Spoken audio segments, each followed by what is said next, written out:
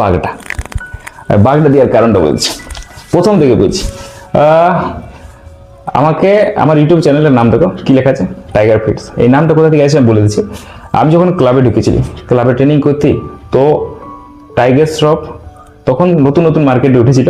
আর আমি অনেক বড় ফ্যান ছিল, অনেক বড় ফ্যান ছিল, মানে ওয়ালপেপার থেকে শুরু করে রিংটোন থেকে শুরু করে মানে কপি করা সব কিছু কপি করতে। এমনকি আমি ওই ওই tiger Shroff jump round, back kick যেগুলো মারে, যেগুলো করতে পারে, ওগুলো আমি অনেক বেশি কপি করতে। তো ক্লাবে মানে কপি, ড্রেসিং সেন্স সব কপি। তো ওগুলা একটা আমার দাদা আছে, যাকে আমি নিজের বড় দাদা মনে করি, গোবিন্দ দা মনে করি, কি বটে আমার বড় দাদা। তো নোটিস করেছে আমাকে, যাই অনেক বেশি কপি করে। তো আমাকে একদিন বাটারফ্লাই ম্যাচ ছিলাম, মারতে মারতে মারতে আমাকে টাইগার বলে ডেকেছে।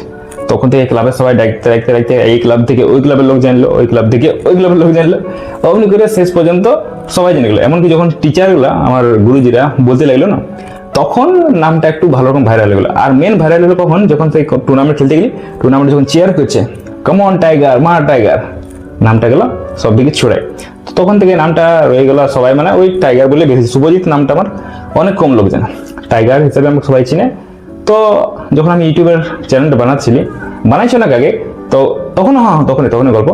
তো একটা আমি ভাবছি কি নাম দেবো, শুভজিৎ নামটা একটু কেমন অড লাগছিল, কারণ শুভজিৎ যখন সার্চ করেছি তখন ইউটিউবে অনেক লোকের নাম আছে। তো আমি ভাবছি কি দেবো, তখন মাথায় একটা নাম এলো, যেটা আমাকে সবাই চিনে জানে, ওটাই দিই। তো আমি নাম দিয়ে দিই টাইগার ফিটস, বাস এটাই গল্প।